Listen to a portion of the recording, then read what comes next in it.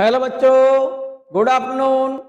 चलो बच्चों, इस वीडियो में हम कुछ एग्जाम्पल्स लेकर के आए हैं टोटल इंटरनल रिफ्लेक्शन के। आप इनको नोट कीजिए, बहुत सिंपल एग्जाम्पल्स हैं। ध्यान दीजिए मेरी बात पर, विशेष ध्यान से सुने और नोट करें। एक छोटा सा एग्जाम्पल है ये। क्वेश्चन एक ये है मेरे बच्चे, एक राइट एंगल प्रिज्म है ये वाला। राइट एंगल प्रिज्म मींस इस प्रिज्म का एक एंगल 90 है और प्रिज्म ग्लास का बना हुआ है, ठीक है ना। और इस पर कोई नॉर्मली कोई लाइट इंसिडेंट हो रही है इस तरह से। ये जरा ध्यान दें मेरी बात पर, ये लाइट रेज को बना लें आप, इस पर बनी हुई नहीं है, अब बना लो। और राइट एंगल ग्लास प्रिज्म जिसका रिफ्रैक्टिव इंडेक्स क्वेश्चन में गिवन है 3/2 इज इमर्ज इन वाटर। और ये जो राइट एंगल ग्लास प्रिज्म जो है पानी के अंदर इमर्ज है, डूबी हुई है पानी के अंदर, जैसा कि फिगर में देख रहे हैं, ठीक है ना। And a light rays falling normally on face A B. इस फेस ए बी पर कोई लाइट रेज नॉर्मली फॉल हो रही है, ठीक है ना, जैसा कि फिगर में आप देख रहे हैं, एज शोन इन फिगर। तो क्वेश्चन ये पूछा है मेरे बच्चे, what should be the value of theta. इस थीटा का मान पूछा है उसने। What should be the value of theta so that light reaches up to face BC of the prism. Question समझ आ गया होगा। कोई राइट एंगल प्रिज्म है ये एबीसी, जिस पर कोई लाइट रेज नॉर्मली फॉल हो रही है फेस ए बी पर। तो क्वेश्चन में ये पूछा है इस थीटा की वैल्यू क्या हो। इस थीटा की वैल्यू पूछ रहा है वो। इस थीटा की वैल्यू किस वैल्यू के लिए? ये जो लाइट रेज है ये फेस यहां से इसके अंदर एंटर करे और यहां से चल करके फेस बीसी पर यहां पहुंचे। ये लाइट रेज इस फेस बीसी पर पहुंचे, उस केस में ये थीटा की वैल्यू क्या होगी। क्वेश्चन समझ आ गया होगा। फिर से समझ लो, ये राइट एंगल प्रिज्म है और इसके फेस ए बी पर कोई लाइट रेज नॉर्मली फॉल हो रही है इस तरह से। तो क्वेश्चन ये पूछा है फेस ए बी पर नॉर्मली फॉल होने वाली लाइट रेज थीटा की वैल्यू कितनी हो जिससे कि फेस ए बी पर नॉर्मली फॉल होने वाली रेज यहां से इसके अंदर जाए और यहां से रिफ्लेक्ट होकर के फेस बीसी पर आ जाए। उस केस में ये लाइट रेज फेस बीसी पर पहुंचे, उस केस में ये थीटा की वैल्यू क्या होगी, ठीक है ना। तो सिंपल सी बात है मेरे बच्चे कि जैसे ही लाइट इसके अंदर एंटर करेगी तो अंदर मीडियम क्या हो गया राजा बेटा, ये तो ग्लास है। अब जैसे ही ग्लास से चल करके इस प्रिज्म की फेस एसी पर गिरेगी ये लाइट, तो यहां से जब बाहर निकलेगी तो बाहर मीडियम क्या है, वाटर। तो यहां पर लाइट रेज ग्लास अंदर है और यहां का है क्या है, वाटर। तो ग्लास वाटर इंटरफेस से लाइट यहां पर क्या हो जाए, टोटल इंटरनल इसका रिफ्लेक्शन हो। यहां से ये जो लाइट गिरे ना इस पर, इस फेस पर, ग्लास वाटर इंटरफेस पर जब लाइट गिरे तो यहां पर ये जो एंगल होना चाहिए क्रिटिकल एंगल से, ग्लास वाटर के लिए जो क्रिटिकल एंगल की वैल्यू है ना उससे ज्यादा हो। तो जब ये angle of incidence greater than critical angle for glass water must be greater than critical angle, तो यहां से इस लाइट का क्या हो जाएगा, टोटल इंटरनल रिफ्लेक्शन हो जाएगा। और यहां से टोटल इंटरनल जब रिफ्लेक्शन हो जाएगा तो यहां से चलने वाली लाइट यहां से टीआईआर के कारण फेस बीसी पर पहुंचेगी। तो उस केस में थीटा की वैल्यू क्या होगी, इसका रिजल्ट देखिएगा। जरा देखो, ये फिगर मैंने सॉल्यूशन में यहां बना दिया है, देखो जरा गौर से देखो। जरा क्वेश्चन तो नोट कर लिया होगा आपने, ठीक है ना। रिजल्ट देखें आप इसका, देखो फॉर ग्लास टू वाटर, जब लाइट रेज ग्लास से वाटर में जा रही हो तो क्रिटिकल एंगल के लिए, इससे प्रीवियस लेक्चर में, इससे पहले वाले वीडियो में मैं बता चुका हूं, ग्लास टू वाटर के लिए क्रिटिकल एंगल साइन आईसी बराबर 8/9 होता है। ग्लास टू वाटर के लिए, for glass to light rays goes from glass to water, ध्यान देना, ये तो डेंसर मीडियम, ये रेयर मीडियम। तो glass to water G and W equal to sine IC, ध्यान है ना। इसको मैं क्या लिख सकता हूं, जो बाद में मीडियम आया है उसका रिफ्रैक्टिव इंडेक्स ऊपर लिखते हैं, जो पहले आता है उसका रिफ्रैक्टिव इंडेक्स नीचे लिखते हैं, equal to sine I C.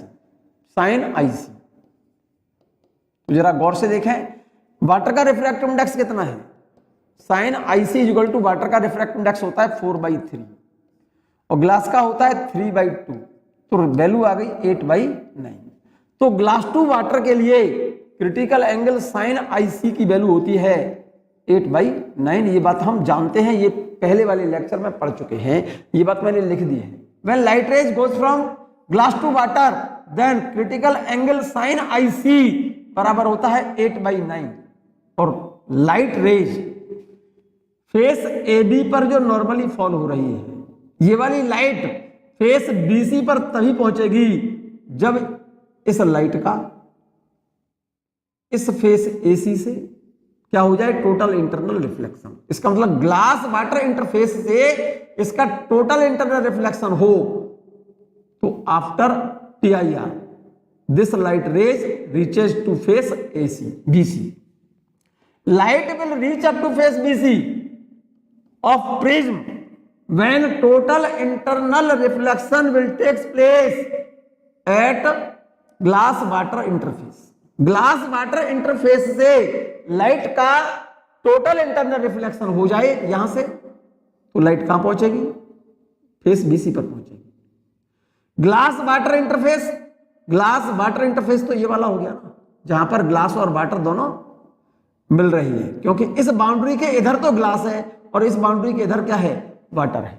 तो ग्लास वाटर इंटरफेस पर जब लाइट यहां पर गिरे तो इस पॉइंट पर यहां पर एंगल ऑफ इंसिडेंस जो होना चाहिए ग्लास वाटर के क्रिटिकल एंगल से ज्यादा होना चाहिए, तभी यहां से क्या होगा, इस लाइट का टोटल इंटरनल रिफ्लेक्शन होगा। तो जरा गौर से देखो, यहां पर लाइट नॉर्मली फॉल हो रही है मेरे बच्चे, ये एंगल 90, यहां पर गई लाइट, ये एंगल थीटा, ये 90, तो ये कितना होगा एंगल, ये वाला थीटा है, ये 90 है, तो ये एंगल हो जाएगा मेरे बच्चे 90 माइनस थीटा, तो ये एंगल कितना होगा, थीटा होगा।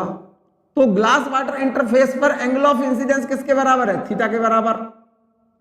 और ये एंगल ऑफ इंसिडेंस थीटा के जो बराबर है, इसका मतलब इस थीटा की जो वैल्यू होनी चाहिए ग्लास वाटर इंटरफेस के लिए क्रिटिकल एंगल से ज्यादा होना चाहिए। So for T I R this angle of incidence I greater than critical angle, और आई किसके बराबर है, थीटा के बराबर है। So value of theta must be greater than critical angle I C. और सो यहां पर क्या लिख सकता हूं मैं, sine theta must be greater than sine I C. भाई theta greater than I C, तो sine theta greater than sine I C. और साइन आई सी की वैल्यू कितनी है, ग्लास वाटर इंटरफेस के लिए, ग्लास टू वाटर के लिए साइन आई सी की वैल्यू 8/9। क्लियर है। So sine theta must be greater than sine I C, और साइन आई सी की वैल्यू कितनी है, 8/9। So value of sine theta must be greater than 8/9, और theta must be greater than, option ये भी लिख सकता है वो, और ये भी लिख सकता है, theta must be greater than sine inverse 8/9। This is the required result. Clear है। नेक्स्ट एग्जाम्पल देखें बच्चों, बहुत सिंपल सा एग्जाम्पल है ये वाला एग्जाम्पल देखो। क्वेश्चन ये है मेरे बच्चे, ये कोई ग्लास ब्लॉक है, ये वाला, ध्यान देना मेरी बात पर बच्चों, ये कोई ग्लास ब्लॉक है बच्चों, ठीक है ना। और इस ग्लास का रिफ्रैक्टिव इंडेक्स दिया है, इस ग्लास का ANG की वैल्यू क्वेश्चन में गिवन है √2, ये वैल्यू क्वेश्चन में गिवन है, ये रही। और ग्लास से अंदर से, इस ग्लास के अंदर से लाइट आ रही है, और इसके लिए एंगल ऑफ इंसिडेंस 45 है। लाइट चल रही है यहां से ग्लास से, किसमें, एयर में। तो क्वेश्चन ये है कि यहां पर अगर एंगल ऑफ इंसिडेंस 45 डिग्री है, तो यहां पर जब लाइट बाहर निकलेगी तो उसके लिए एंगल ऑफ रिफ्रैक्शन कितना होगा। क्वेश्चन ये लिखा हुआ है, देख लो। Light rays is going from glass to air and angle of incidence 45 degree and refractive index of glass with respect to air is √2 and the angle of incidence 45 degree as shown in figure. तो question में पूछा है what is the angle of refraction, तो उस case में angle of refraction क्या होगा। तो रीजन जरा गौर से देखो, यहां पर लाइट रेज जा रही है कहां से, ग्लास टू एयर, तो लगाइए Snell's law, glass to air, GNA equal to, पहला मीडियम तो ग्लास है, बाद में दूसरा मीडियम कौन सा है, एयर है, GNA equal to sine I पहले मीडियम में ग्लास में और साइन R एयर में, एंगल ऑफ रिफ्रैक्शन मैंने मान लिया है R है, ये R की वैल्यू निकालनी है मुझे, ठीक है ना। GNA को लिख सकता हूं मैं, यहां पर बाद का जो मीडियम होता है उसका रिफ्रैक्टिव इंडेक्स ऊपर लिखा जाता है NA अपॉन पहले मीडियम क्या है ग्लास अपॉन NG, ANG लिखो या NG लिखो। एयर का एब्सोल्यूट रिफ्रैक्टिव इंडेक्स होता है 1, तो इसकी जगह पर तो मैंने 1 लिख दिया, और ग्लास का रिफ्रैक्टिव इंडेक्स क्वेश्चन में गिवन है √2 इक्वल टू साइन I की वैल्यू कितनी है 45 डिग्री। वैल्यू क्या पूछी है आपने, एंगल ऑफ रिफ्रैक्शन R का मान पूछा है, क्लियर। तो देखो जरा 1/√2 equal to sine 45 upon sine R, sine 45 की वैल्यू होती है 1/√2, इस साइन 45 की जो वैल्यू होती है 1/√2 होती है बच्चों, तो इसकी जगह पर लिखोगे आप 1/√2, √2 से √2 कैंसिल हो जाएगा, तो उस केस में साइन R बराबर क्या बचेगा 1, ये बात क्लियर है। और साइन में 1 वैल्यू कितने एंगल की होती है 90 डिग्री की, तो साइन R इक्वल टू 1 बराबर हो गया साइन 90, तो उस केस में एंगल ऑफ रिफ्रैक्शन कितना हुआ राजा बेटा 90 डिग्री, क्लियर है। तो यहां पर लाइट रेज जा रही है कहां से, glass to air means denser to rarer, when light rays goes from denser to rarer and angle of incidence equal to critical angle, then angle of refraction equal to 90। तो यहां पर angle of refraction ये वाला जो आ रहा है, R की value कितनी आ रही है मेरे बच्चे 90 डिग्री आ रही है। एक मैंने इंपॉर्टेंट नोट लिख दिया बच्चों, यहां पर ये रहा, क्या बेटा, यहां पर लाइट रेज कहां से जा रही है, hence light will emerge out of glass with angle of refraction is 90 degree.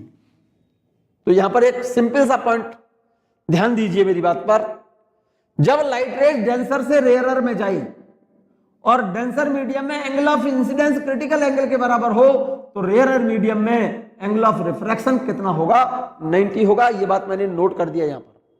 When light rays goes from denser medium to rarer medium and angle of incidence equal to critical angle, then angle of refraction is equal to 90। जब light raise denser से rarer में जाए और angle of incidence critical angle के बराबर है, तो angle of refraction 90 होगा। इसका उल्टा, it's reverse, when light rays goes from rarer to denser medium and angle of incidence 90, तो उस केस में एंगल ऑफ रिफ्रैक्शन किसके बराबर होगा, क्रिटिकल एंगल के बराबर होगा। ये बात क्लियर हो गई होगी बच्चों। तो देखो जरा यहां पर आपने अभी जो क्वेश्चन किया था, आपने कहा जैसे ये ग्लास है मान जाओ और इधर एयर है मेरे बच्चे, और जब लाइट रेज ग्लास से एयर में जाए, तो ध्यान देना, और अगर ये angle of incidence when light rays goes from denser to rarer and angle of incidence equal to critical angle, तो एंगल ऑफ रिफ्रैक्शन मेरे ख्याल से मेरे बच्चे 90 डिग्री होगा। अब इसका उल्टा लिखो, यहां पर लाइट रेज आ रही है, देखो फर्स्ट मीडियम ये फर्स्ट मीडियम कैसा है डेंसर, सेकंड मीडियम कौन सा है, सेकंड मीडियम कैसा है rarer. When light rays goes from denser to rarer and angle of incidence equal to critical angle, then angle of refraction equal to 90। तो उस केस में एंगल ऑफ रिफ्रैक्शन कितना होगा यहां पर 90 होगा। अब इसका उल्टा बोलो, when light rays goes from air to rarer to denser, जैसे ये मीडियम एयर है और ये मीडियम ग्लास, ध्यान देना, और यहां पर लाइट रेज आ रही है ये वाली, ये सरफेस पर आ रही है ऐसे, यहां पर एंगल ऑफ इंसिडेंस I बराबर 90 है मान जाओ, तो एंगल ऑफ रिफ्रैक्शन जब इस मीडियम में लाइट रेज जाएगी ऐसे अंदर, तो एंगल ऑफ रिफ्रैक्शन ये जो R होगा वो क्रिटिकल एंगल के बराबर होगा। सिंपल सी बात बोलिए मेरे बच्चे, अगर ये angle of incidence critical angle के बराबर है तो एंगल ऑफ रिफ्रैक्शन 90 है जब लाइट रे डेंसर से रेयरर में जाए। एंगल ऑफ इंसिडेंस क्रिटिकल के बराबर हो, एंगल ऑफ रिफ्रैक्शन कितना होगा, 90 होगा। अब इसका रिवर्स बोलो, when light rays goes from rarer to denser and angle of incidence is equal to 90, then angle of refraction is equal to critical angle. ये बात क्लियर है मेरे बच्चे? नेक्स्ट पॉइंट देखिएगा, ये पॉइंट समझ में आ गया। थर्ड पॉइंट बहुत जबरदस्त और बहुत ज्यादा काम का पॉइंट लिखा है मेरे बच्चे। आप जरा ध्यान दें बच्चों, यहां पर इस फिगर को बना सकते हो तो बना लो, इस फिगर को मैं यहां पर बनाई दे रहा हूं अलग से। मान लीजिए आप कि यहां पर किसी लेक समझते हैं ना, झील या किसी रिवर में पानी भरा हुआ है। यहां कोई रिवर है और इसमें पानी भरा हुआ है, जरा ध्यान देना। और इस रिवर के नीचे सरफेस से h डेप्थ पर यहां पर कोई लाइट सोर्स है S। विशेष ध्यान से सुनना, ये पानी भरा हुआ है किसी लेक में, वाटर। ठीक है मेरे बच्चे? और यहां पर पानी के अंदर h डेप्थ पर, कितनी डेप्थ पर, सरफेस से h डेप्थ पर यहां पर एक कोई लाइट सोर्स है। ये क्या बेटा? लाइट सोर्स है। ये ध्यान से सुनना मेरी बात को।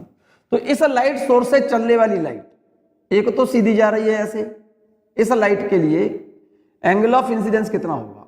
इस लाइट के लिए एंगल ऑफ इंसिडेंस 0, तो यहां से लाइट सीधी निकल के आएगी बाहर। तो इसके लिए एंगल ऑफ रिफ्रैक्शन कितना होगा? इसके लिए, इस लाइट के लिए एंगल ऑफ रिफ्रैक्शन 0 होगा। लाइट रेज वाटर से ऊपर एयर में जा रही है, ये मीडियम एयर है। जरा ध्यान से देना, डेंसर टू रेयरर, एक लाइट रे चली इधर, जरा ध्यान देना मेरी बात पर। और इस सरफेस पर, भाई इसके अंदर तो वाटर है, ऊपर एयर है, इस सरफेस पर जो लाइट गिर रही है यहां पर ये एंगल ऑफ इंसिडेंस, ये angle of incidence less than critical angle है, मान जाओ। तो लाइट इस वाले फेस से बाहर निकलेगी, तो उस केस में ये एंगल ऑफ रिफ्रैक्शन जो होगा लेस देन 90 होगा। यहां तक बात समझ में आ रही है? तो इस लाइट सोर्स से जो लाइट चल रही है वो ऐसे जा रही है, ऐसे निकल रही है, ऐसे भी तो जा रही होगी मेरे बच्चे, नहीं जा रही होगी? और इस वाले पॉइंट पर यहां पर ये एंगल ऑफ इंसिडेंस इस वाले एंगल ऑफ इंसिडेंस से कुछ ज्यादा होगा। और मान लो ये angle of incidence just critical angle के बराबर है, तो यहां से लाइट कैसे निकलेगी? ग्रेजिंग इमर्जेंस, इसको सतह से जस्ट टच करते हुए लाइट निकलेगी यहां से। तो यहां पर एंगल ऑफ रिफ्रैक्शन जो होगा वो कितना होगा मेरे बच्चे? 90 होगा जस्ट। तो देखो ये एंगल कितना है? IC के बराबर। तो ये एंगल IC के बराबर है, तो ये एंगल भी IC होगा, ये वाला पूरा। भाई ये एंगल IC है तो ये एंगल भी IC के बराबर होगा। तो ध्यान देना, तो इस लाइट सोर्स से यहां तक चलने वाली लाइट, यहां से लेकर के यहां तक, यहां से चलने वाली लाइट ऐसे जा रही है, बाहर आ गई। यहां से लेकर के यहां तक, इस पॉइंट तक, यहां से लेकर के इस पॉइंट तक लाइट जहां भी पहुंच रही होगी इस लाइट सोर्स से, वो लाइट इस सरफेस से बाहर निकलेगी। ठीक है ना? और इस पॉइंट के बाहर इधर यहां से चलने वाली लाइट यहां पहुंची, समझना मेरी बात को। इस वाले पॉइंट पर जरा गौर से देखो, तो यहां पर जो एंगल ऑफ इंसिडेंस होगा ये वाला, इस एंगल से तो ज्यादा ही होगा। इसका मतलब इस पॉइंट से जस्ट इधर, तो ये angle of incidence just greater than critical angle. तो ये लाइट क्या हो जाएगी? टोटल इंटरनल रिफ्लेक्शन ये जाएगी ऐसे और टकरा करके वापस आ जाएगी पानी के अंदर ही। ठीक है? तो क्या केवल लाइट सोर्स से, इस लाइट सोर्स से लाइट इधर ही जा रही होगी? भाई पानी भरा हुआ है कहीं पर और लाइट सोर्स यहां पर है नीचे इस जगह पर, तो यहां से चलने वाली लाइट ऐसे गई, यहां चलने वाली लाइट ऐसे गई, फिर ऐसे गई, इधर गई। तो इसका मतलब लाइट केवल इस लाइट सोर्स से क्या केवल इधर जा रही होगी क्या? भाई लाइट सोर्स से तो लाइट इधर भी जाएगी, इधर भी जाएगी, इधर भी जाएगी, इधर भी जाएगी, इधर भी जाएगी, ऐसे जाएगी ना, ऑल पॉसिबल डायरेक्शन। ठीक है ना? तो इस लाइट सोर्स से चलने वाली लाइट यहां से लेकर के यहां तक ये angle of incidence just critical angle के बराबर है, तो ग्रेजिंग इमरजेंस होगा।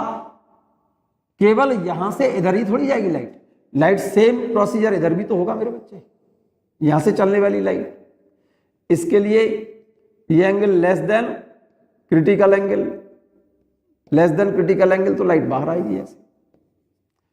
इधर से चलने वाली लाइट ऐसे गई, इसके लिए ये आर लेस देन 90 होगा। यहां पर ये angle of incidence just critical angle के बराबर है, तो ये जस्ट ग्रेजिंग इमरजेंस होगा ऐसे। और यहां से चलने वाली लाइट ऐसे जाएगी, इस लाइट के लिए जस्ट ये angle greater than critical angle, तो ये लाइट का क्या हो जाएगा, टोटल इंटरनल रिफ्लेक्शन। जरा गौर से देखो, तो इसका सेंस ये हो गया कि इस लाइट सोर्स से चलने वाली लाइट यहां से लेकर के यहां तक इस सरफेस पर इस सर्कुलर पैच से होकर के, जरा गौर से देखना, इस वाले सर्कुलर पैच से, इस वाले सर्कुलर पैच से जरा गौर से देखो, मैंने बार बार डार्क किया है इसको, इस वाले सर्कुलर पैच से होकर के, इस वाले सर्कुलर पैच से होकर के लाइट इस लाइट सोर्स से, जरा ध्यान से सुनिएगा, मैं कलर फिर से बदले दे रहा हूं, इस लाइट सोर्स से यहां से लेकर के यहां से लेकर यहां तक इस वाले सर्कुलर पैच में होकर के जो भी लाइट चल रही होगी, इस वाले सर्कुलर पैच में होकर के, इस वाले सर्कुलर पैच में होकर के जो भी लाइट आएगी वो इस वाटर सरफेस से बाहर आएगी। भाई जैसे लाइट सोर्स यहां पर है और यहां पर पानी भरा हुआ है, तो इस लाइट सोर्स से चलने वाली लाइट, इस लाइट सोर्स से चलने वाली लाइट जहां पर angle of incidence just critical के बराबर होगा, तो इस वाटर सरफेस पर एक सर्कुलर पैच, भाई यहां से लाइट केवल इधर ही थोड़ी जाएगी, इधर भी जाएगी, इधर भी जाएगी, इधर भी जाएगी, इधर भी जाएगी, इधर भी जाएगी, इधर भी जाएगी, ठीक है ना। तो इसका मतलब वाटर सरफेस पर एक ऐसा सर्कुलर पैच बनेगा जिस सर्कुलर पैच से होकर के सोर्स से, इस सोर्स से आने वाली लाइट उस सर्कुलर में सर्कुलर पैच से होकर के लाइट बाहर आएगी, और उस सर्कुलर पैच से बाहर जहां पर angle of incidence critical angle से ज्यादा होगा, बाहर जाने वाली लाइट वाटर सरफेस से बाहर ना आकर के अंदर ही क्या हो जाएगा, उसका टोटल इंटरनल रिफ्लेक्शन हो जाएगा। जरा गौर से देखो, इस सर्कुलर पैच से होकर के जो लाइट आ रही होगी वो लाइट इस सर्कुलर पैच से बाहर आएगी, जिस सर्कुलर पैच के द्वारा इस लाइट सोर्स पर बनने वाला एंगल, देखो ये तो इधर आईसी, भाई ये एंगल आईसी है, तो ये एंगल आईसी और इधर ये एंगल आईसी। जरा गौर से देखना आंखें खोल करके, इसका मतलब इस सर्कुलर पैच के द्वारा इस लाइट सोर्स पर बनने वाला कितना एंगल हो गया, ये पूरा 2IC हुआ। भाई आईसी तो इधर और आईसी इधर, तो टोटल एंगल कितना हुआ 2IC। तो इसका मतलब इस सर्कुलर पैच के द्वारा इस लाइट सोर्स पर बनने वाला एंगल कितना होगा 2IC। इस सर्कुलर पैच के अंदर अंदर बनने वाला एंगल कितना होगा 2IC। तब तो इस सर्कुलर पैच से होकर के लाइट बाहर आएगी, और सर्कुलर पैच से बाहर जो लाइट जा रही होगी इस लाइट सोर्स से, वो लाइट इस वाटर सरफेस से बाहर ना आकर के क्या हो जाएगा, उसका अंदर ही टोटल इंटरनल रिफ्लेक्शन हो जाएगा। क्लियर है ये बात? तो जरा गौर से देखो, इस लाइट सोर्स की इस सरफेस से डेप्थ मान लो, ये वाली जो डेप्थ है, ये वाली डेप्थ ये h है, इस डेप्थ को मैंने h मान लिया यहां से लेकर के यहां तक, और इस सर्कुलर पैच की, ये वाले पैच की, इस सर्कुलर पैच की जिससे होकर के लाइट बाहर आ रही है उसकी रेडियस मैंने मान लिया r, ये r लिख दिए मैंने। जरा गौर से देख लो, कलर बदल दूं इसका, चलिए साहब कलर बदल देते हैं। इस सर्कुलर पैच की रेडियस मान लो r है, इस सर्कुलर पैच की, इस वाले की, और इस लाइट सोर्स की वाटर सरफेस से ये डेप्थ h है, ये वाली। तो जरा गौर से देखो इस ट्रायंगल को, देखो इस ट्रायंगल को, इस वाले ट्रायंगल को देखो, इस वाले ट्रायंगल को ध्यान से। मुझे इस सर्कुलर पैच की रेडियस निकालनी है जिसमें होकर के लाइट बाहर आ रही है, तो इस वाले ट्रायंगल को इसमें से बाहर निकाल दो, इस वाले सरफेस को, इस वाले ट्रायंगल को इसमें से बाहर निकाल लो। तो यहां पर मैंने इस ट्रायंगल को ऐसे बना दिया था, इस वाले ट्रायंगल को। ये एंगल कितना है IC, ये वाला एंगल IC, ये रेडियस R और ये डेप्थ इसकी h है। तो आर की वैल्यू इस एच डेप्थ के टर्म में, डेप्थ एच और इस क्रिटिकल एंगल के टर्म में आर की वैल्यू निकालो। तो ये तो ट्रायंगल हो गया, ये तो हो गया परपेंडिकुलर, ये हो गया बेस, ये हो गया हाइपोटेन्यूस। तो आर अपॉन एच बराबर क्या होता है, टेन थीटा। और टेन थीटा की जगह पर क्या लिखेंगे, टेन आईसी। ये बात क्लियर है। तो इस सर्कुलर पैच की रेडियस निकल आएगी बच्चों, आर बराबर एच टेन आईसी। एच को यहां ले लो, तो आर बराबर होगा H tan IC, ten IC. Clear है ये बात, तो ध्यान देना। अब ये टेन आईसी की वैल्यू कैसे निकले, टेन आईसी की वैल्यू, क्योंकि एक बात हम जानते हैं, यहां पर मैं कहीं लिख रहा हूं इस जगह पर, साइन आईसी बराबर क्या होता है भाई, ये आईसी,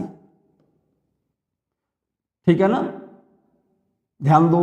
तो साइन आईसी बराबर होता है, साइन आईसी बराबर होता है 1 अपॉन एन, और साइन थीटा बराबर क्या होता है, परपेंडिकुलर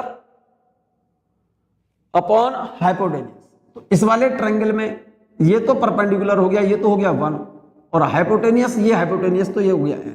तो बेस कितना हो गया, ये इसके स्क्वायर में से इसका स्क्वायर घटाओ, तो ये वाली डिस्टेंस हो गई रूट एन स्क्वायर माइनस 1।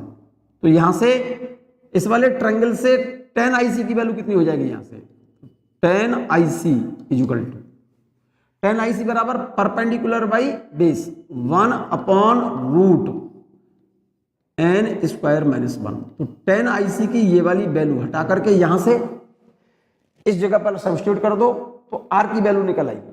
तो इस आर की वैल्यू कितनी आ गई, देखो इस आर की वैल्यू मैं यहां लिख रहा हूं, आर बराबर एच टेन आईसी की वैल्यू क्या लिख दूं, 1 upon root N square minus 1।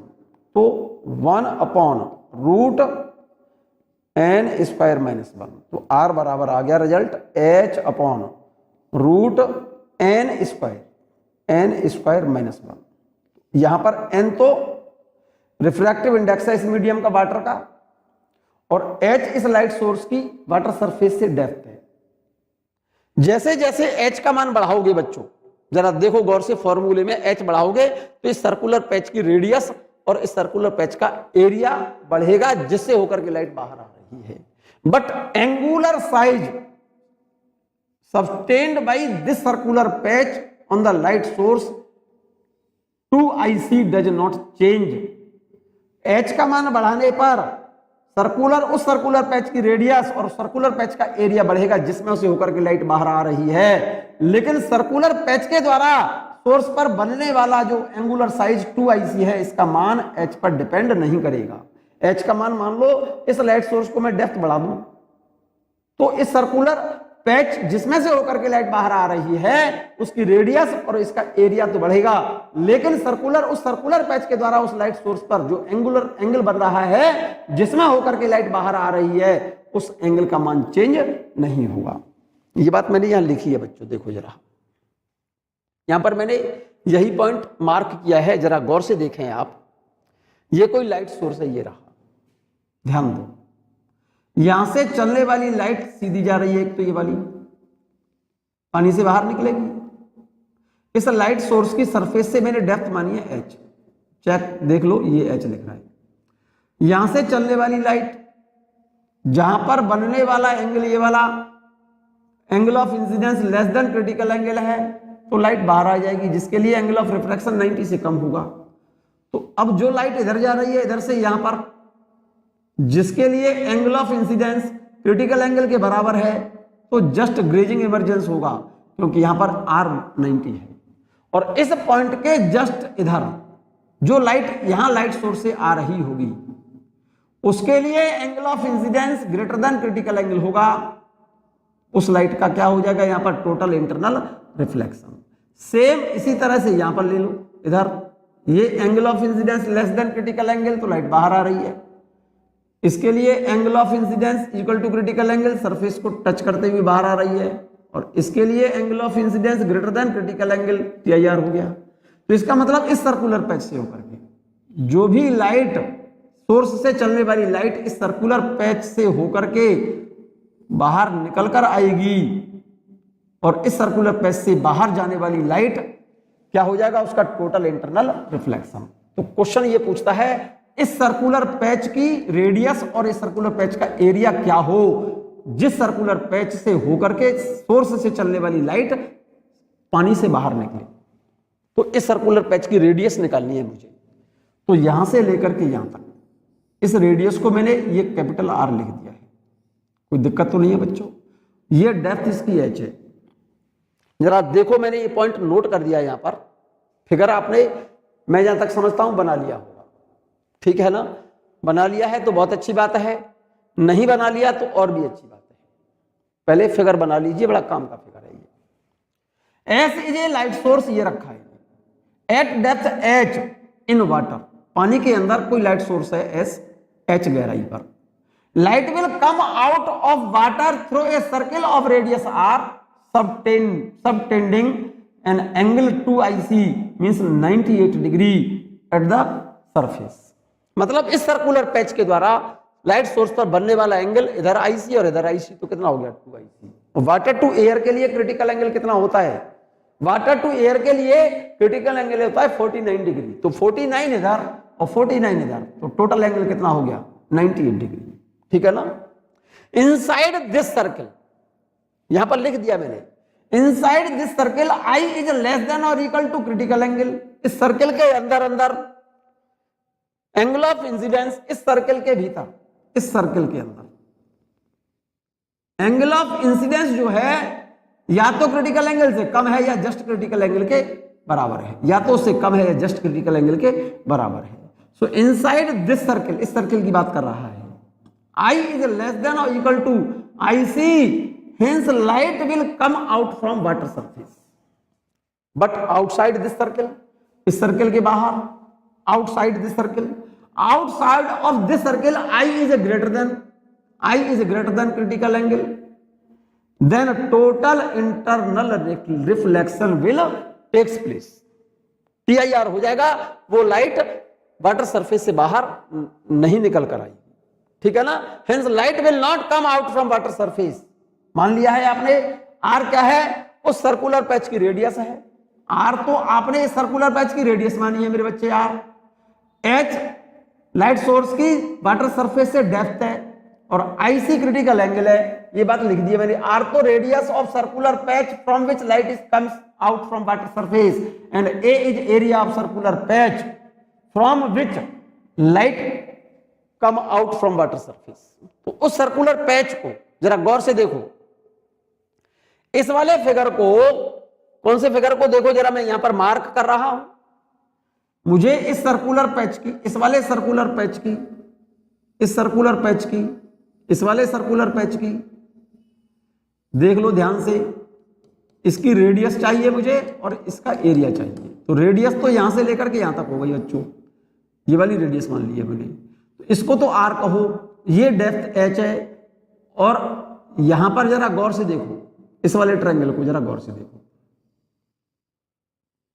दिख रहा है ये तो एंगल आईसी, ये एच, ये आर। इस ट्रायंगल को मैंने इसमें से निकाल करके बाहर बना दिया है मेरे बच्चे, देखो यहां पर ये रहा। उस रेडियस को मैंने स्मॉल आर न लिख करके कैपिटल आर लिखो बच्चों, इसे, इस रेडियस को स्मॉल आर न लिख करके इसको कैपिटल आर लिख लो, सही कर लेना इसे। ये डेप्थ एच है और ये क्रिटिकल एंगल आईसी, मुझे आर निकालना है। तो इस ट्रायंगल में R upon H, R capital R लिखना इसे, R upon H is equal to perpendicular by base tan IC, ये एंगल आईसी है।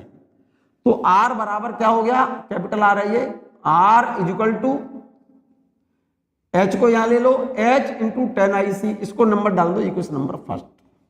बट क्रिटिकल एंगल के लिए साइन आईसी बराबर क्या होता है 1/n। तो इससे ट्रायंगल बनाओ जरा इससे।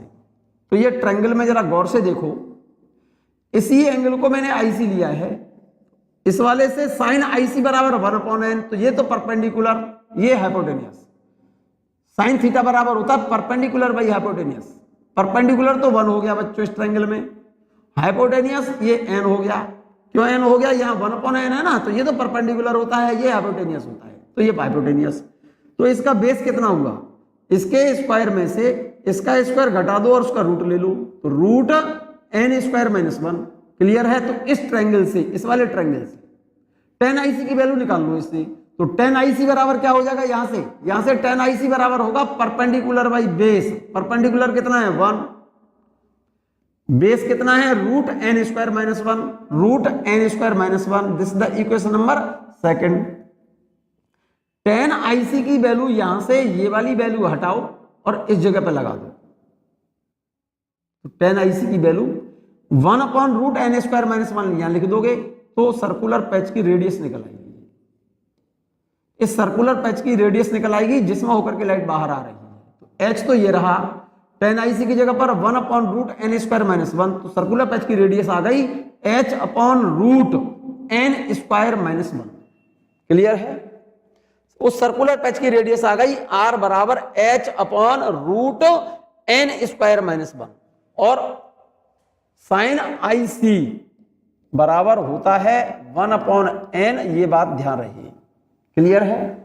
यहां पर n refractive index of water with respect to air है, तो सर्कुलर पैच का एरिया क्या होगा मेरे बच्चे? कौन से सर्कुलर पैच का? इस वाले सर्कुलर पैच का, जिसमें होकर के लाइट सोर्स से चलने वाली लाइट बाहर आ रही है। भाई ये तो डेप्थ h थी, ये रेडियस r है, ये एंगल क्रिटिकल एंगल IC था, तो इस सर्कुलर पैच का एरिया क्या होगा मेरे बच्चे? एरिया के लिए रिलेशन क्या लेंगे? पाई r स्क्वायर। भाई इस सर्कुलर पैच का एरिया क्या होगा? पाई r स्क्वायर। तो पाई तो ये रहा वैल्यू, r स्क्वायर इसका स्क्वायर कर दो, इसका स्क्वायर करेंगे तो h स्क्वायर अपॉन इसका रूट हट जाएगा, तो उस सर्कुलर पैच का एरिया निकल आएगा पाई h square upon n square minus 1। उस सर्कुलर पैच का एरिया हो गया ये, जिससे होकर के लाइट पानी से बाहर आ रही है। क्लियर? क्लियर है? एक इंपॉर्टेंट पॉइंट यहां देखिएगा मेरे बच्चे, as depth of light source increases, अगर h का मान बढ़ा दें हम, as depth of light source increases then radius and area of circular patch increases but angular size 2 IC of circular patch does not change. भाई h का मान अगर बढ़ाती हो तो सर्कुलर पैच की रेडियस और उसका एरिया तो बढ़ेगा, लेकिन सर्कुलर पैच के द्वारा लाइट सोर्स पर जो एंगल बन रहा है ये IC इधर और IC इधर, सर्कुलर पैच पर जो सर्कुलर पैच के द्वारा इस लाइट सोर्स पर जो एंगल बन रहा है उसका मान चेंज नहीं होता। इसका मतलब सर्कुलर पैच के द्वारा लाइट सोर्स पर बनने वाला एंगल डेप्थ पर डिपेंड नहीं करता। यही बात मैंने लिखी है यहां पर, देखो बच्चों क्या बता, as depth of light source increases then radius and area of circular patch is increases but angular size of circular patch does not change. Clear? एक छोटा सा एग्जाम्पल देखें मेरे बच्चे, बहुत बढ़िया सा एग्जाम्पल है, बहुत बेहतरीन एग्जाम्पल है। आप जरा ध्यान देंगे तो आपको मेरी बात समझ आएगी बच्चों, बहुत अच्छे से समझ आएगी। ध्यान दें मेरी बात पर। एक क्वेश्चन है मेरे बच्चे, at what angle with horizontal does a fish see the setting sun? क्या बेटा? At what angle, at what angle with horizontal does a fish see the setting sun? Question क्या है पहले ये समझो। क्वेश्चन ये कह रहा है मेरे बच्चे, सेटिंग सन फिश को हॉरिजॉन्टल से कितना एंगल पर दिखाई देगा? हॉरिजॉन से एंगल पूछ रहा है। जैसे डूबता हुआ सूरज, डूबता हुआ सूरज कहां पर होगा? हॉरिजॉन पर होगा, यहां पर कोई सन, सेटिंग सन का मतलब, और इस पानी के अंदर कोई फिश देख रही है इस वाले सीन को, पानी के अंदर ये कोई फिश है, ध्यान देना, और कोई सन हॉरिजॉन से डूबता हुआ सर, सेटिंग सन का मतलब सन हॉरिजॉन से नीचे जा रहा है, तो ये हॉरिजॉन से कितने एंगल पर दिखाई देगा? किसको? इस फिश को। तो एक बात देखो, यहां से चलने वाली, सन से चलने वाली लाइट रेज देखो ऐसे गई, ऊपर मीडियम क्या है? एयर है, नीचे मीडियम क्या है? वाटर है। जब लाइट रेज मेरे बच्चे रेयरर मीडियम से डेंसर में जा रही हो और एंगल ऑफ इंसिडेंस 90 डिग्री हो, तो एंगल ऑफ रिफ्रैक्शन कितना होगा? एंगल ऑफ रिफ्रैक्शन ये वाला जो एंगल होगा, ये जो एंगल होगा, ये वाला एंगल, ये आर बराबर किसके बराबर होगा? क्रिटिकल एंगल के बराबर होगा। और वाटर टू एयर के लिए क्रिटिकल एंगल मालूम है कितना होता है? For water to air, for water to air critical angle ध्यान हो तो sine I C equal to water to air. Air का रिफ्रैक्टिव इंडेक्स ऊपर लेते हैं, वाटर का रिफ्रैक्टिव इंडेक्स नीचे लेते हैं। एयर का रिफ्रैक्टिव इंडेक्स वैक्यूम के रेस्पेक्ट में 1 लिखते हैं, वाटर का 4/3 मीन्स 3/4। तो sine I C equal to water to air के लिए 3/4 ध्यान हो तो, और ये वैल्यू साइन में 49 डिग्री की वैल्यू होती है। तो critical angle water to air के लिए 49 डिग्री है मेरे बच्चे। तो इसका मतलब जो डूबता हुआ सूरज है, यहां से चलने वाली लाइट रेज वाटर सरफेस को जस्ट टच करते हुए जाएंगी, तो एयर से किस में जा रही है? वाटर में। तो यहां पर एंगल ऑफ इंसिडेंस कितना है? 90। तो एंगल ऑफ रिफ्रैक्शन अंदर जब लाइट रेज जाएगी तो एंगल ऑफ रिफ्रैक्शन कितना होगा? जस्ट क्रिटिकल एंगल के बराबर होगा। और critical angle water to air के लिए कितना होता है? 49 डिग्री। तो ये लाइट रेज चल करके फिश की आंख पर जब गिरेंगे तो इसको तो ऐसा लगेगा कि ये लाइट रेज यहां से आ रही है, यहां से आ रही है। तो इस सेटिंग सन फिश को हॉरिजन से यहां पर दिखाई दे रहा है। तो क्वेश्चन में आपसे ये एंगल पूछा है बच्चों, ये वाला एंगल। ये एंगल कितना है? 49। ये एंगल 49 है तो ये 49 होगा। और ये एंगल हमें पता करना है। ये एंगल मान लो थीटा है, तो ये थीटा की वैल्यू कितनी होगी ये पूछ रहा है। ये एंगल तो पूरा 90 और ये एंगल 49, तो थीटा की वैल्यू पूछ रहा है। तो थीटा बराबर 90 माइनस ये एंगल कितना हो गया? 49। तो हॉरिजन से एंगल पूछ रहा है, इक्वल टू 41 डिग्री एंगल पर दिखाई देगा। हॉरिजन से सेटिंग सन फिश को कितने पर एंगल पर दिखाई देगा? हॉरिजन से 41 डिग्री एंगल पर दिखाई देगा। क्वेश्चन यही पूछा है, at what angle with horizontal does a fish see the setting sun. Horizontal से डूबता हुआ सूरज फिश को हॉरिजॉन्टल से कितने एंगल पर दिखाई देगा? क्वेश्चन में ये पता करना है। क्वेश्चन का रिजल्ट ये देखिएगा, सेटिंग सन यहां पर है, यहां से चलने वाली रेज एयर टू वाटर में जा रही है, एंगल ऑफ इंसिडेंस 90, तो angle of refraction critical angle के बराबर होगा। और वाटर टू एयर के लिए क्रिटिकल एंगल होता है 49 डिग्री। तो इस फिश को तो ये लगेगा कि ये लाइट रेज जो आ रही है वो यहां से आ रही है, तो इस फिश को ये सेटिंग सन यहां पर दिखाई देगा। तो ये हॉरिजन से ये एंगल पूछ रहा है, ये एंगल 49, तो ये एंगल 49 होगा, ये पूरा 90 है, तो ये एंगल थीटा कितना हो गया? 49 माइनस 90 माइनस 49, ये थीटा एंगल चाहिए मुझे भाई। वाटर टू एयर के लिए क्रिटिकल एंगल 49 डिग्री होता है, तो ये एंगल तो 49 है बच्चों, तो ये एंगल 49 हो गया। लेकिन वो एंगल हॉरिजॉन्टल से पोजीशन पूछी है उसकी सन की, तो ये एंगल पूछ रहा है, ये एंगल पूरा 90 है, ये 49 है, तो ये 49 होगा। तो ये एंगल थीटा कितना हो गया? थीटा इक्वल टू 90 माइनस 49 कितने एंगल पर दिखाई दे रहा है? हॉरिजॉन से 41 डिग्री पर दिखाई देगा। क्लियर है? नेक्स्ट इफेक्ट देखिएगा, effect of total internal reflection. Total internal reflection का क्या इफेक्ट होता है? बहुत सिंपल सी बात लिखी है मेरे बच्चे, आप ध्यान से सुनिए मेरी बात को, बहुत ज्यादा इंपॉर्टेंट पॉइंट है बच्चों, ये जरूरत से ज्यादा इंपॉर्टेंट पॉइंट है, ध्यान दो। Effect of TIR, total internal reflection के प्रभाव देखिए क्या इफेक्ट होते हैं। Diamonds shines due to total internal reflection, because for diamond refractive index diamond के लिए सबसे ज्यादा होता है, and critical angle is minimum. Diamond तो समझते हो ना, हीरे कुछ निश्चित दिशाओं से देखने पर ज्यादा चमकीले दिखाई देते हैं। Diamond shines due to total internal reflection, कारण उसका क्योंकि डायमंड के लिए रिफ्रैक्टिव इंडेक्स सबसे ज्यादा है और उसके लिए क्रिटिकल एंगल सबसे कम होता है। उसका कारण समझो, देखो जैसे एक्चुअल में डायमंड में होता क्या है, डायमंड तो एक्चुअल में एक ग्लास पीस है, ये इसके अंदर ग्लास होता है, ये आइसोटोप है ग्लास का, कार्बन का आइसोटोप है ये। एक्चुअल में डायमंड जो होता है कार्बन होता है, कार्बन के हार्ड कार्बन है, कार्बन तो समझते हो ना, उसका हार्ड टिपिकल कार्बन होता है। डायमंड के अंदर उस कार्बन के अंदर कुछ फेसेस इस तरह के अजीब तरह के काटे जाते हैं, उनके फेसेस। और जब लाइट इनके डिफरेंट डिफरेंट फेसेस से अंदर जाती है, अंदर लाइट चली गई, लाइट अंदर तो चली गई मेरे बच्चे, अंदर जाकर के जब कलेक्ट हुई एक जगह पर इकट्ठी हुई नहीं, और ये चल करके लाइट बाहर से अंदर तो चली गई मेरे बच्चे, ये लाइट जरा गौर से देखो, अंदर जाकर के लाइट जब इस डायमंड के जो कटिंग होती है ना, ये सरफेस काटी जाती है इस तरह से, जैसे यहां से चल करके लाइट यहां पर गिरी, यहां पर गिरी, मैं कलर बदल दे रहा हूं, यहां से चल करके लाइट यहां गिरी। अब इस फेस पर जहां से गिर रही है लाइट यहां पर गिर रही है, तो इस तरह से फेसेस काटे जाते हैं कि उन फेसेस पर जो एंगल ऑफ इंसिडेंस होता है वो ग्रेटर देन क्रिटिकल एंगल होता है। तो यहां से चल करके लाइट यहां गिरी तो यहां से बाहर नहीं आएगी, यहां से टोटल इंटरनल रिफ्लेक्शन होकर के इधर चली गई, फिर यहां से TIR हुआ, फिर इधर चली गई, फिर यहां से TIR हुआ, फिर इधर चली गई।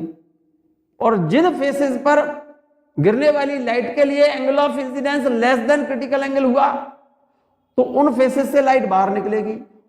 बाहर निकलने वाली लाइट, कुछ फेसेस से बाहर निकली लाइट, और यहां से आप देख रहे हो बाहर से, तो आपको लगेगा कि बहुत तीव्र लाइट कहीं से आ रही है। तीव्र लाइट क्यों बोल रहे हो भाई, इसको ज्यादा इंटेंसिटी की क्यों बोल रहे हो, उसका कारण समझो।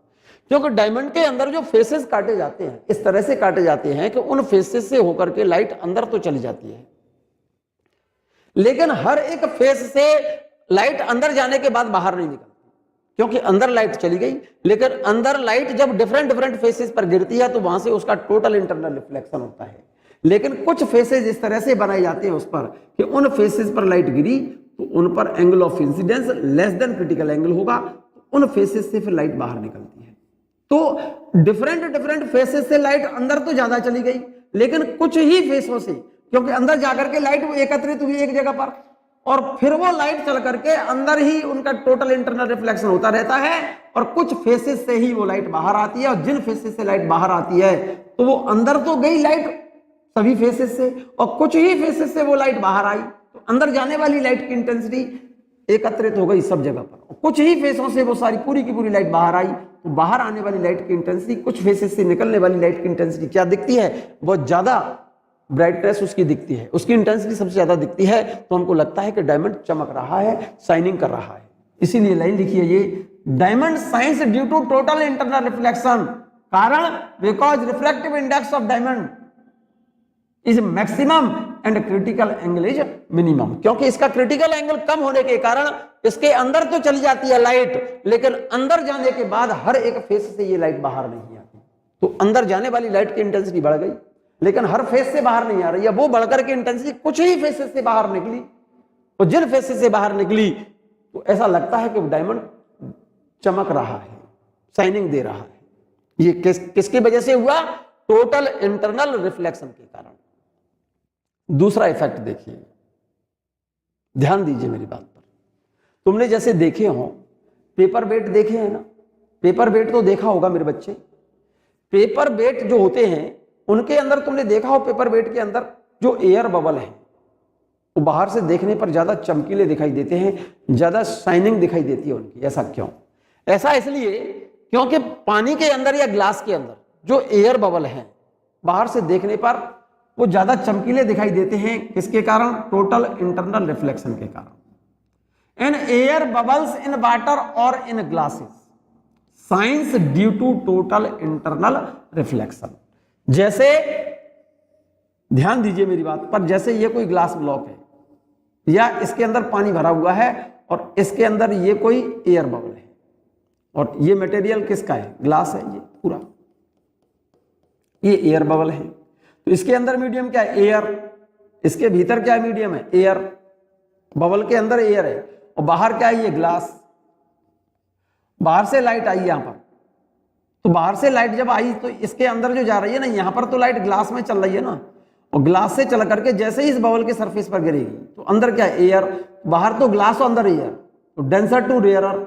और इस फेस पर, इस वाले फेस पर ये एंगल ऑफ इंसिडेंस जैसे ही क्रिटिकल एंगल से ज्यादा होगा, ये angle of incidence I greater than critical angle.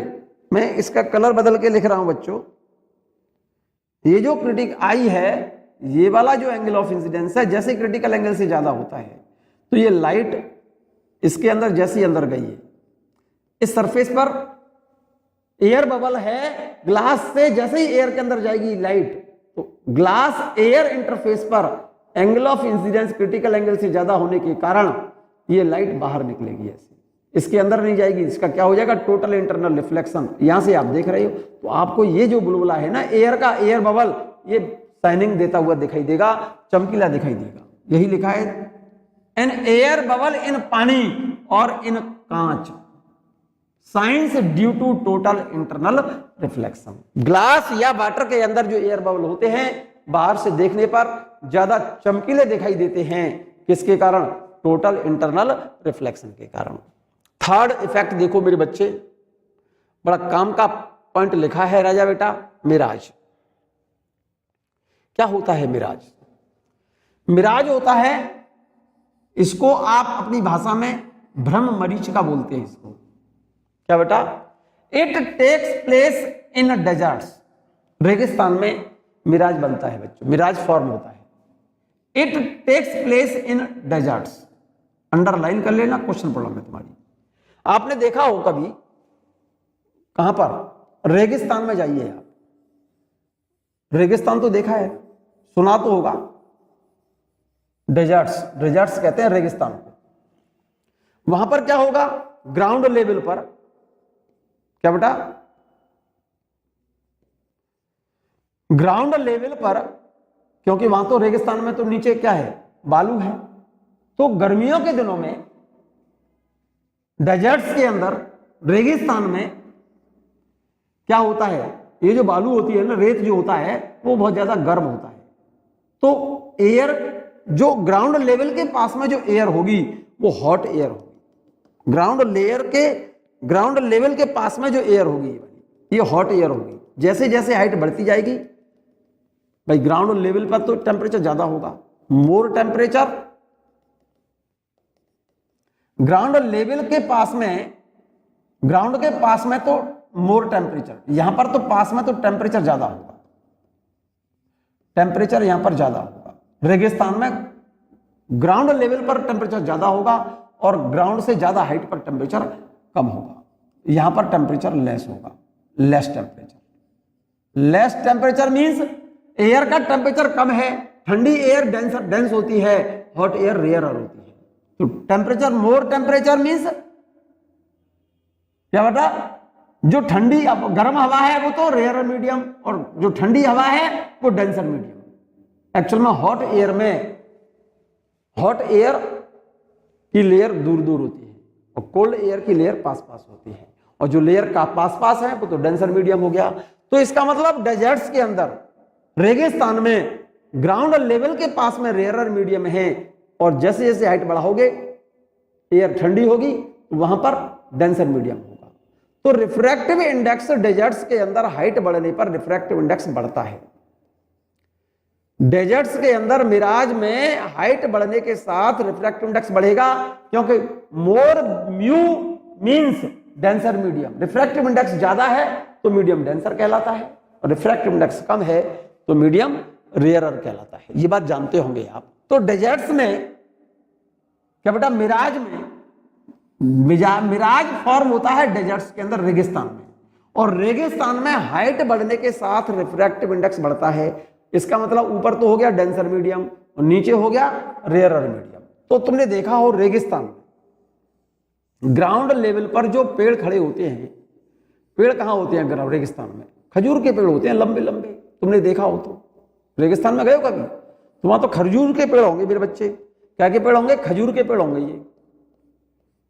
ये ट्री है कोई बहुत ऊंचा, खजूर का पेड़ है। तो ग्राउंड लेवल पर तो गर्म एयर है तो वो तो रेयरर मीडियम हो गया, और हाइट पर ठंडी एयर है वो डेंसर मीडियम हो गया। तो यहां से चलने वाली लाइट रेज, ये डेंसर मीडियम, ये रेयरर मीडियम, तो इन लेयर पर जब लाइट रेज गिरेगी तो जहां पर लाइट के लिए ये angle of incidence less than critical angle हो तो ये लाइट रेज ऐसे चली जाएगी अवे फ्रॉम नॉर्मल। ये लाइट ऐसे आ रही और ये अवे चली गई थोड़ी सी, ये वाला एंगल, जिन लेयर पर आने वाला angle of incidence greater than critical angle हुआ तो ये लाइट रेस क्या होगी, इसका टोटल इंटरनल रिफ्लेक्शन हो जाएगा ऐसे। और इधर आप चले आ रहे हो ऊंट पर बैठे हुए, कैमल देखा है ना ऊंट, उसमें बैठे हुए चले आ रहे हो, तो आप जो देख रहे हो यहां पर, भाई आप कहां पर बैठे हो, ऊंट पर बैठे हो, किसी सवारी, ऊंट की सवारी करते हो रेगिस्तान में, तो आपकी आंख तो ऊपर होगी ना, ग्राउंड से यहां से देख रहे हो, तो यहां से चलने वाली लाइट जैसे जैसे डेंसर से रेयरर में जाएंगे आप, एंगल ऑफ इंसिडेंस जैसे ही क्रिटिकल एंगल से ज्यादा हुआ तो तुरंत ये लाइट क्या हो जाएगी, टोटल इंटरनल रिफ्लेक्शन। तो आपको ऐसा लगेगा कि लाइट रे जो आ रही है, ये वाली कौन सी वाली,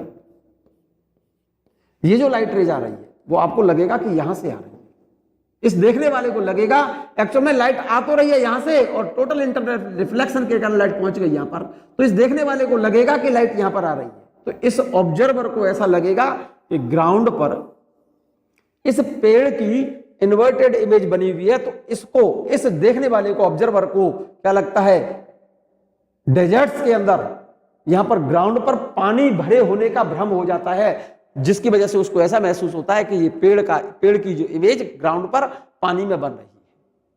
इस इल्यूजन को बोला जाता है मिराज। क्या बोलते हैं, मिराज, यही लिखा है। It takes place in deserts, figure मैंने बना दिया है।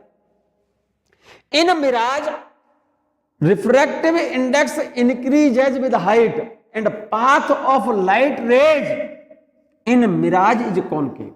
लाइट रेज का जो पाथ है ये वाला, ये कैसा होता है मिराज में, कॉनकेव होता है, और मिराज फॉर्म होता है मेरे बच्चे डेजर्ट्स में, रेगिस्तान में।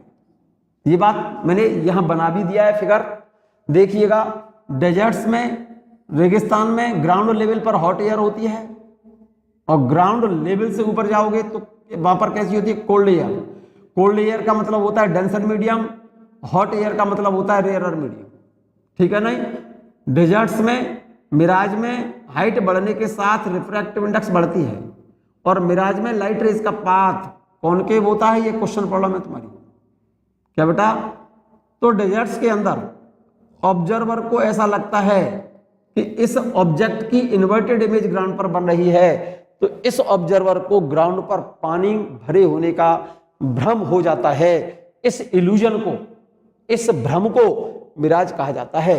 यही बात मैंने यहां नोट की है मेरे बच्चे, जरा गौर से देख लो और नोट कर लो इसे। It takes place in deserts due to total internal reflection. Here inverted image of an object is formed on the ground which gives illusion of water.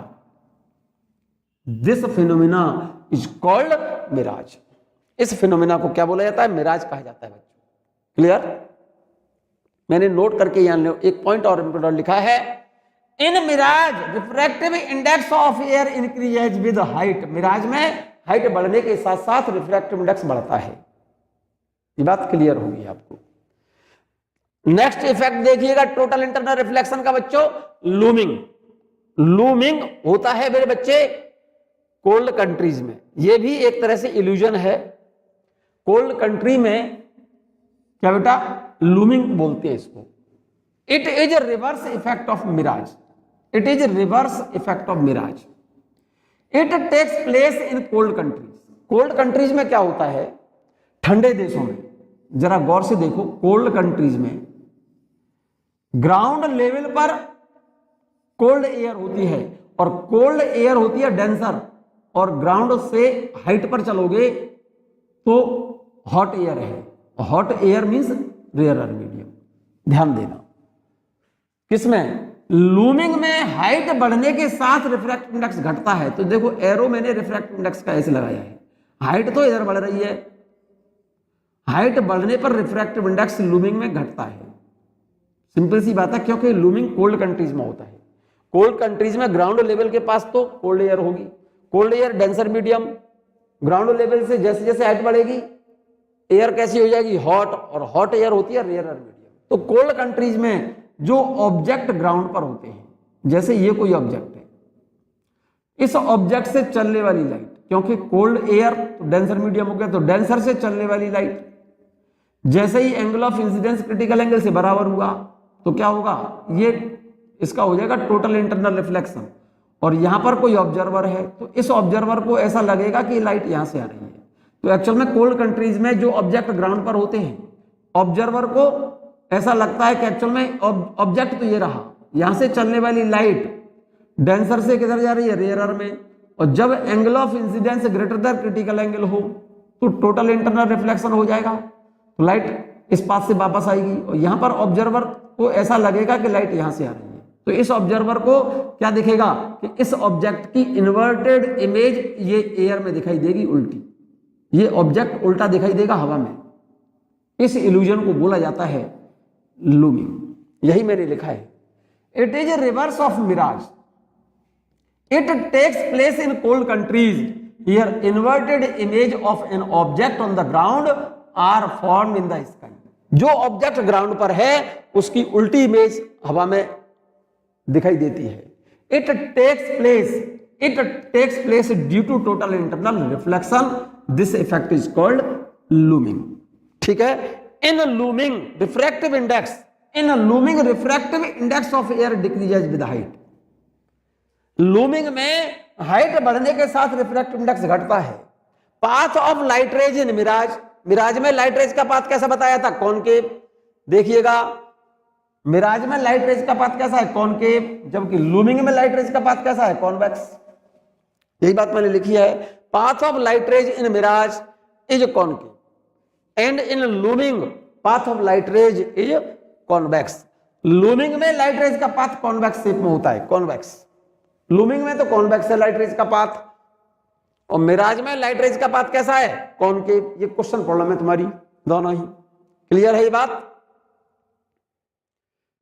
Clear है मेरी बात मेरे बच्चे। एक छोटा सा एग्जांपल और देखिएगा, विशेष ध्यान से देखिएगा, बहुत सिंपल सा और काम का क्वेश्चन है। पहले आप इसको नोट कर लें बच्चों, ये क्वेश्चन प्रॉब्लम है, मैं चीख करके बोल रहा हूं, बहुत इंपॉर्टेंट क्वेश्चन है, जरूर से ज्यादा इंपॉर्टेंट क्वेश्चन है, बहुत इंपॉर्टेंट एग्जाम्पल है, कई बार क्वेश्चन एग्जाम में पूछ चुका है। Find the minimum value of refractive index of material of A right angle isosceles prism, glass prism, which can bend the incident ray by 90 degree. Question ये पूछ रहा है right angle isosceles glass prism का कम से कम refractive index कितना हो जिससे किसी लाइट रेज को 90 डिग्री से क्या कर दे, बेंड कर दे। पहले क्वेश्चन नोट कर लिया जाए, बहुत इंपॉर्टेंट क्वेश्चन लिखा हुआ है।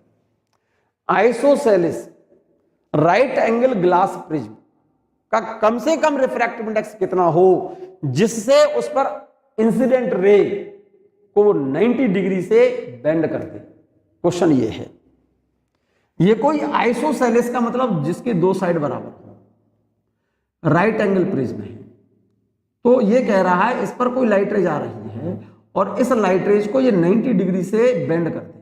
उस केस में इस ग्लास प्रिज्म का रिफ्रैक्टिव इंडेक्स की मिनिमम वैल्यू कितनी होगी, ये मिनिमम वैल्यू रिफ्रैक्टिव इंडेक्स की पूछी है, कितनी होगी। क्लियर है, रिजल्ट देखिएगा। For bending of light raise by 90 degree, figure बना लीजिए आप पहले, तभी आपको समझ आएगा question. For bending of light raise by 90 degree, 90 degree से लाइट रेज बेंड हो, ऐसा तब होगा कब, तब angle of incidence should be 45 degree and for this I is greater than और इक्वल टू आई सी। भाई ये 90 डिग्री से बेंड तभी होगी, क्या बेटा, 90 डिग्री से तभी होगी बेंड, तब एंगल ऑफ इंसिडेंस इस वाले फेस पर 45 डिग्री हो। तो यहां से चलने वाली लाइट ये तो 90 डिग्री पर आ रही है ना मेरे बच्चे, यहां से तो एंगल 90, तो सीधी चली गई। तो जब सेकंड फेस पर गिरी यहां पर, तो यहां से ये नॉर्मल ले लो, ठीक है नहीं, और ये 90 डिग्री से बेंड हो जाए, तो इसका मतलब इसके लिए एंगल ऑफ इस वाले फेस पर एंगल ऑफ इंसिडेंस कितना हो, 45 हो, और ये 45 एंगल हो, यहां से चल करके लाइट बाहर ना निकले, इस रास्ते से लौट आई। इसका मतलब ये जो एंगल होना चाहिए, ये एंगल 45 जो है क्रिटिकल एंगल से बड़ा होना चाहिए। This angle of incidence 45 degree must be greater than critical angle, I must be greater than और इक्वल टू क्रिटिकल एंगल। मतलब ये जो एंगल ऑफ इंसिडेंस है क्रिटिकल एंगल से ज्यादा हो। So IC means critical angle can be either 45 degree or less than 45. That is n is equal to 1 upon sin IC. ये relation में critical angle में बता चुका हूं। तो n equal to 1 upon sine IC और IC की value या तो 45 हो या जस्ट लेस देन 45 हो। तो ये 45 लिख दो आप, 45 लिखेंगे तो 1/√2, तो √2 पहुंच जाएगा ऊपर। तो और अगर 45 से कम हुई है वैल्यू तो ये वैल्यू कम होगी और कम से डिवाइड करोगे तो रिजल्ट कितना आएगा, √2 से ज्यादा। तो minimum value of refractive index पूछ रहा है, तो रिफ्रैक्टिव इंडेक्स की मिनिमम वैल्यू कितनी होगी फिर, √2। This is the minimum value of refractive index of isosceles right angle prism for क्या बेटा 90 degree bending of incident ray. किसी आने वाली लाइट रेज को 90 डिग्री से बेंड करे कोई ग्लास प्रिज्म, तो उस केस में ग्लास प्रिज्म का रिफ्रैक्टिव इंडेक्स कम से कम √2 और लेस देन √2। क्लियर, ये बात क्लियर है। मिनिमम वैल्यू √2 और मोर देन √2 कम से कम होनी चाहिए इसकी वैल्यू, मिनिमम वैल्यू √2 होनी चाहिए। और भाई √2 कम से कम हो तो इससे ज्यादा हो तो 90 डिग्री से बेंड हो ही जाएगी। तो मिनिमम वैल्यू रिफ्रैक्टिव इंडेक्स की √2 हो गई। एक छोटा सा एग्जांपल और देखो बच्चों, क्वेश्चन पहले फिगर बना लीजिए, आप पहले फिगर बना लो, क्वेश्चन वही रिपीट कर दिया है मैंने। What should be the refractive index of material of the prism so that light rays move as soon after total internal reflection from the two faces of prism. Glass prism है ये कोई, ध्यान दो मेरी बात पर। इस ग्लास प्रिज्म का रिफ्रैक्टिव इंडेक्स की वैल्यू पूछी है जिससे इस पर आने वाली रेज, ये एंगल 45, ये 45, ये एंगल 90। तो ये वाली रे आफ्टर रिफ्लेक्शन TIR के बाद इधर चली जाए और यहां से TIR के बाद इधर चली जाए, तो ये वाली रे इसके पैरेलल हो, उस केस में इस ग्लास प्रिज्म का रिफ्रैक्टिव इंडेक्स क्या होगा। सिंपल सा वही क्वेश्चन आ गया मेरे बच्चे, क्योंकि इस वाले फेस पर आने वाली रेज 90 डिग्री पर है, ये यहां पर पहुंच गई, यहां पर पहुंची ये रेज, तो यहां से इधर रिफ्लेक्ट हो। इसके लिए ये एंगल कितना है 45, ये एंगल 90, तो ये 45, तो ये 45 हुआ। तो इस वाले फेस पर angle of incidence must be greater than critical angle. तो this angle of incidence must be greater than और इक्वल टू 45। तो उस केस में लाइट का यहां पर क्या हो जाएगा, TIR हो जाएगा। फिर यहां पर ये एंगल ऑफ, ये एंगल 45, तो ये 45, ये 45, ये 90, 45, तो ये 45 और ये 45 just greater than critical angle, तो यहां से TIR हो जाएगा, तो ये भी 45। तो लाइट रे जैसे चली जाएगी, इधर से आई और इधर से आफ्टर रिफ्लेक्शन एक दूसरे के क्या हो जाएंगी, पैरेलल हो जाएंगी। फिगर बना लिया है, रिजल्ट देखिएगा यहां पर। Here light rays bend by 180 degree, 180 degree से बेंड हो गई ना, यहां से 90 डिग्री से और यहां से 90 डिग्री से, तभी तो एक दूसरे के पैरेलल हुई है। Here light rays bend by 180 degree after two total internal reflection, so it bend by 90 degree after single reflection. एक रिफ्लेक्शन से कितनी बेंड हुई, 90 degree. It means the angle of incidence should be 45 degree और and for this angle of incidence 45 degree और greater than 45 degree, ठीक है ना। For this I greater than और equal to critical angle, so IC can be either 45 degree और less than 45। IC की value 45 degree हो या 45 से कम हो, then value of refractive index n बराबर 1 अपॉन साइन IC और IC की वैल्यू 45, साइन 45 की वैल्यू 1/√2। तो रिफ्रैक्टिव इंडेक्स कम से कम कितना हो प्रिज्म का, जस्ट √2। यहां तक बात क्लियर है बच्चों। मैंने टोटल इंटरनल रिफ्लेक्शन के जो एग्जांपल्स मैंने इस वीडियो में समझाए हैं बच्चों आपको, आप इन एग्जांपल्स को एक दो बार रिवाइज कर लें, ठीक है ना। इस वीडियो को एक दो बार देख लें, ठीक है ना। तो यहां से आगे का टॉपिक जो प्रिज्म हम पढ़ाएंगे वो आपको समझ आ जाएगा, ठीक है ना। इसको रिवाइज जरूर कर लें, तभी नेक्स्ट वीडियो आपको समझ आएगा बच्चों।